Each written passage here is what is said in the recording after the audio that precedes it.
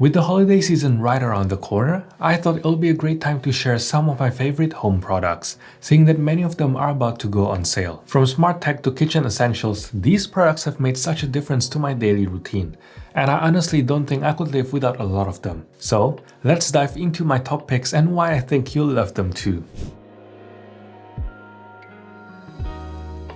First up is a robot vacuum.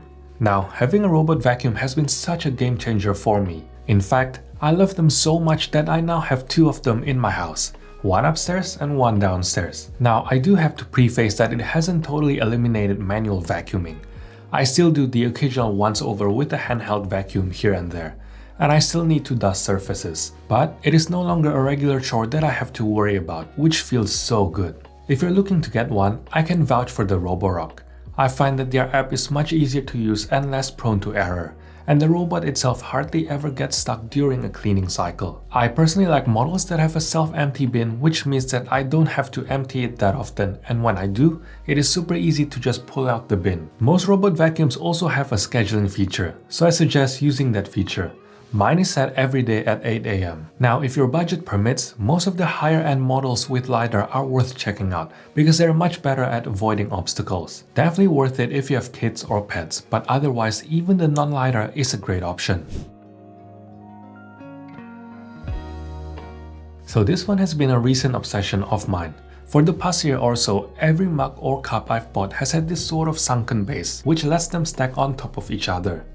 The ones that I own are by this Japanese brand called Kinto, and they're all in this beautiful amber glass. I also have some by another Japanese brand called Kores. These are handmade porcelain made in Japan's Gifu prefecture, which are known as Minoyaki, the oldest pottery found in Japan, which originates from the 7th century. You may be able to get this directly from Amazon depending on where you are, so I'll link all of them below. Now, you may be wondering why I'm talking about these mugs in the first place. I've added them to this list because they just make it so easy to keep your kitchen cupboards tidy. I can't get over how much neater my cupboards are now that I can stack multiple mugs on top of each other without worry they're going to fall over. Something that I was pleasantly surprised by is that I can even stack mugs from different brands. And putting aside all this functionality talk, these mugs are also really beautiful on their own. How we interact with objects is something that is often forgotten when designing a space, as everything we see on screen is two-dimensional. But I find it really enjoyable to have my tea or coffee out of a well-designed mug. Just taking the Kores mug as an example, you may not realize it, but they've put a lot of thought into the shape of the mug, and how having a wider base that tapers towards the rim of the mug brings out more aroma in your coffee. They also come in various colors that actually have their own history, like the green that is based on Oribe style from the 17th century, or the black that is based on Setoguro. Back in April when we were traveling to Tokyo, I came across the Seisuke knife store in Asakusa, and I ended up picking a Damascus Santoku knife with a shitan handle because I needed a new knife. And since coming back and cooking with it, I can't tell you how much a difference a good knife makes. It's literally effortless to cut through anything, and makes the whole food prep experience that much faster and more enjoyable. They can also ship worldwide, so you can check them out if you're interested. But there's no point investing in a quality knife if you're not also investing into its maintenance and storage. That is why we also got a Shapton sharpening stone. I was told that the 2000 grit is the most versatile for these Japanese knives, so I ended up getting that. I also purchased this wooden magnetic knife holder which holds all our different types of knives. It is not a good idea to store knives in a drawer or in one of those wooden blocks because it can damage their blades and make them dull really quickly. I think that the one we got looks quite good on a countertop, and it's also really easy to take the knives out and back in, so you could get something similar as well. One tool in my house that I've been using a lot lately is the Bambu Lab A1 3D printer, who is the kind sponsor of today's video. It is a very fun way to make functional items tailored to my needs, like this tray I printed for my coffee grinder to catch those pesky coffee grounds so I don't have to clean them up every time. As a total beginner to the world of 3D printing, I like how easy it is to use the Bambu Lab A1. The printer handles all the calibrations automatically, so all you need to do is click print to send the file to the printer and watch as the magic happens, the same way you'll print a paper document. As Halloween is coming, I thought it would be fun to try and print a few themed decorations. This is the Halloween ghost. It is spooky yet adorable. I place an LED tea light inside and I think it makes for a nice little decor. The best part is you don't even need to know 3D modeling to get started. There's thousands of models that you can copy for free from places like MakerWorld, which is what I did with the ghost that Saber Design shared in MakerWorld. I also printed this adorable little bat ghost, and as you can see here, you can print models with multiple colors. All you need is the AMS light attachment for the Bambu A1 like I have here to get multicolor printing, which allows up to 4 colors at the same time. Installing the spool is also really easy. Just pop them in and insert them into the tube feeder. The Bambu A1 has a minimalist look to it which I really like, and there's a decent sized touchscreen which I find really easy to navigate with. Here's a small foldable phone stand I printed recently. I like to have my phone up with a YouTube podcast when working out, so this little thing is perfect for this. I also printed a winding spool for my soft tape, which is really handy to have. It is pretty surreal how easy it is to just make stuff come to life.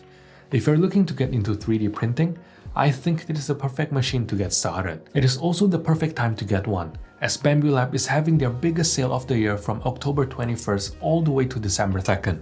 You can find out more via Bambu Lab's early Black Friday page to get the biggest deal of the year. Everything is linked down in the description. Thanks again to Bambu Lab for sponsoring today's video.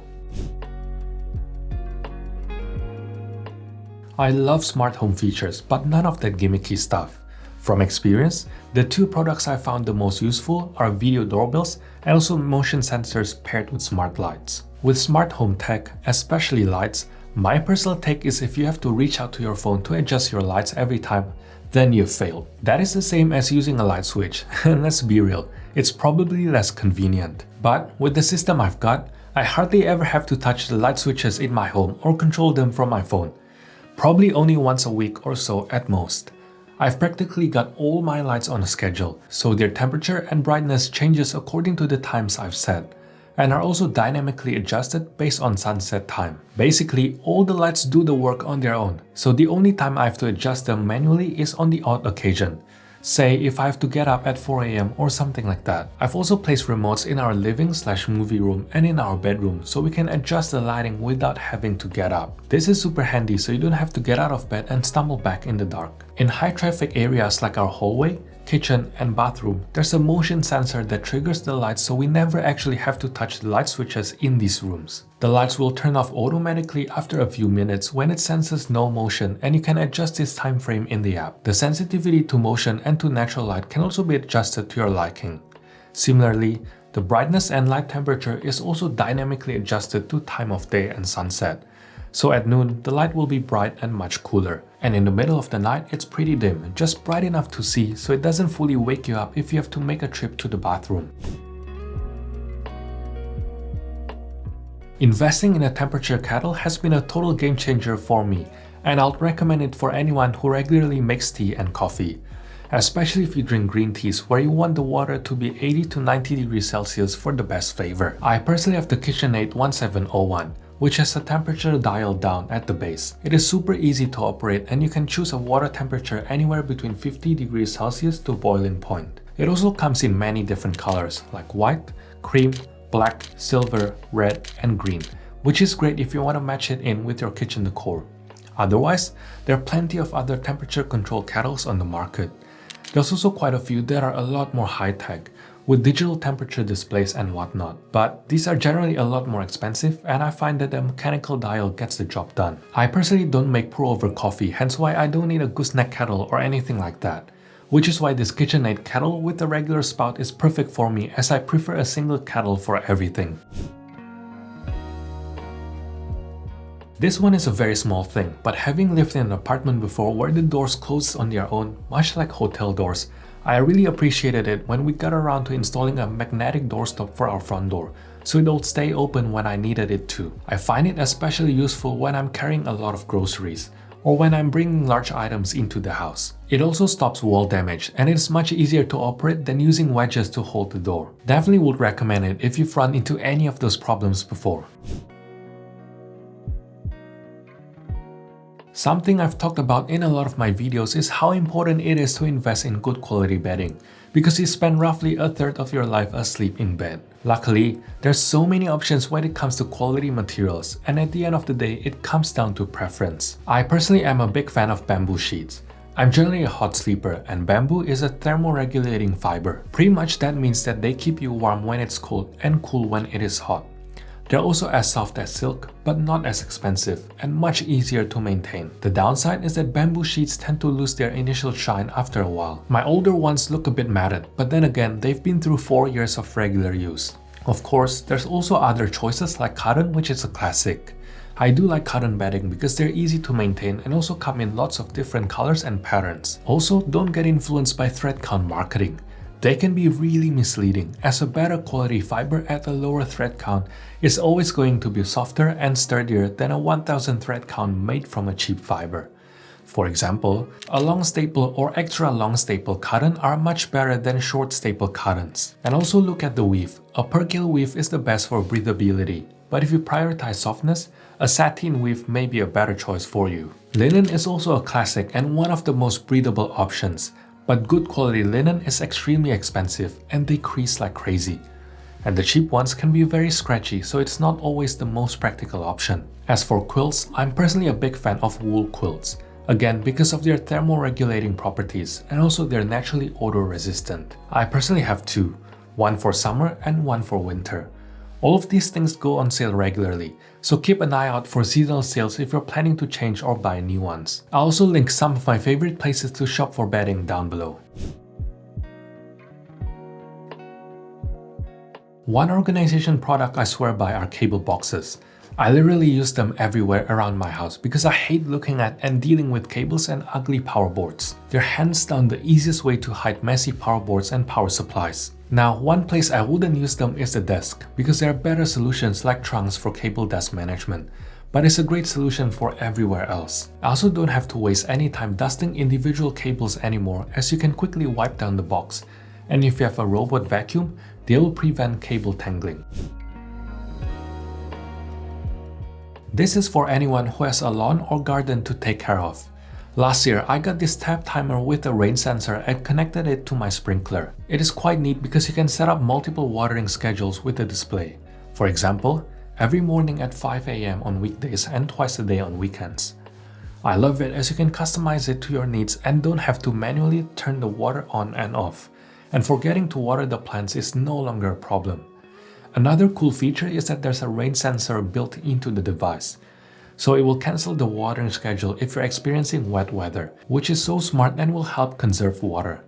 This product also works with an irrigation system if you have one. As Black Friday is upon us, it may not be a bad idea to start looking at for sales on these products if they're of interest to you. I've also provided links to all of them in the description box below. If you enjoyed this video, check out this video under $100 compilation that I did last year. Otherwise, thanks for watching and I'll see you in the next one.